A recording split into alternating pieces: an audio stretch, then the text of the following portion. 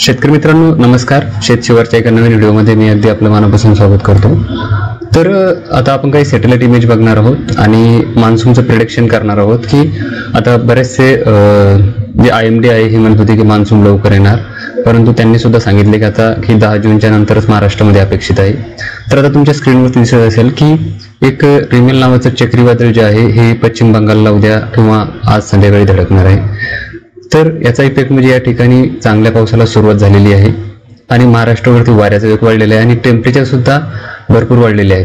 तर आता आपण मान्सून विषयी बोलणार आहोत, कारण की मान्सूनचं प्रेडिक्शन करणार आहोत वेगवेगळे सॅटेलाइट इमेज बघून, वेगवेगळे मॉडेल बघून.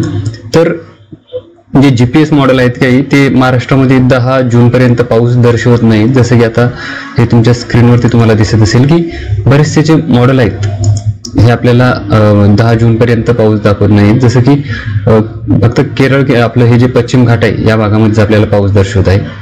जसं मी तुम्हाला मार्किंग करून दाखवतो या ठिकाणी. तर या भागामध्ये आपल्याला पावसाची ऍक्टिव्हिटी ही दिसत आहे. तर आता मान्सूनचं काय, मान्सून आता कुठं आहे तर तेच आता आपण बघूयात. तर मान्सून आता IMDच्या इमेजवरती बघितलं आपण तर ही 2024ची इमेज आहे आणि या ठिकाणी बघू शकता तुम्ही की जी मान्सूनची जे प्रोसेस आहे, जसं की श्रीलंकेचा 75% भाग व्यापून पुढे आलेला आहे, तसं की अंदमान निकोबार बेट सुद्धा पूर्णपणे व्यापून समोर आलेला आहे. तर परंतु या चक्रीवादळाचा इफेक्ट जो आहे हा मान्सूनवर झालेला आहे. मोठ्या प्रमाणावरती जे बाष्प आहे हे खेचून नेण्याचं काम या ठिकाणी केलेलं आहे. त्याच्यामुळं थोडंसं आपल्याला वाट पाहावी लागू शकते मान्सूनसाठी. जर 2023ची इमेज बघितली आपण तर आता बघा इथं 1 तारीख प्रेडिक्शन आहे की केरळमध्ये येईल म्हणून आणि 1 तारखेला येऊ सुद्धा शकतो, कारण की तशी परिस्थिती आहे, तशी वाऱ्यांची स्थिती बदललेली आहे.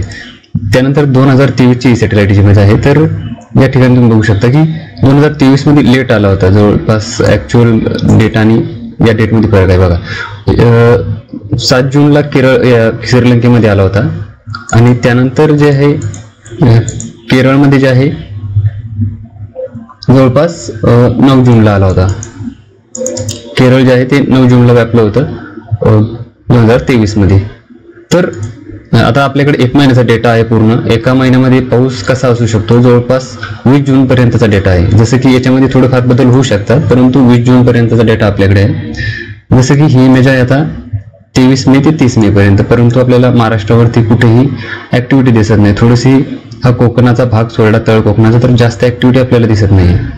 त्यानंतर आहे 30 मे आणि 6 जून पर्यंतची इमेज. तर आपल्याला पश्चिम विदर्भामध्ये मराठवाड्याचा बराचसा भाग आणि जो मध्य महाराष्ट्र आहे या ठिकाणी आपल्याला आणि कोकण किनारपट्टी या ठिकाणी थोड्याफार ऍक्टिव्हिटी दिसतील, कारण की प्री मान्सून असतील त्या कुठे पडेल कुठे पडणार नाही, परंतु जास्त काही ऍक्टिव्हिटी नसणार आहेत. त्यानंतर आहे 6 जून आणि 13 जून. 6 जून ते 13 जूनच्या दरम्यान आपल्याला संपूर्ण महाराष्ट्रामध्ये थोड्याफार ऍक्टिव्हिटी बघायला मिळतील, जास्त काही नाही. पण त्यानंतर एक 13 जून ते 20 जून पर्यंत यावेळेस संपूर्ण महाराष्ट्रावरती पेरणीयोग्य पावसाला सुरुवात होईल असं सध्याचं प्रेडिक्शन आहे, कारण की हा 4 हप्त्याचा डेटा आहे. याच्यामध्ये दररोज काही ना काही बदल होत असतो, परंतु आपण एक लॉंग ड्युरेशनचा हवामान अंदाज घेत आहोत, त्यामुळे आपण हा व्हिडिओ बनवत आहोत. त्यानंतर जर सध्याची आता जर हवेची परिस्थिती बघितली तर हवेची जी हवा आहे ही या चक्रीवादळाभोवती फिरत आहे, हे बघा. आणि पश्चिमेकडून हवा सुद्धा आता आपल्याला बघायला मिळत आहे, ज्यामुळे की लवकरच पावसाला सुरुवात होईल असं आपल्याला वाटतंय. तर येणाऱ्या काळामध्ये तुम्हाला अपडेट देतच राहू. तर व्हिडिओ कसा वाटला, व्हिडिओ चांगला वाटला असेल तर चॅनलला सुद्धा सबस्क्राईब करा आणि फेसबुक पेजला बघत असाल तर फॉलो सुद्धा करा. व्हिडिओ तर संपतो. धन्यवाद.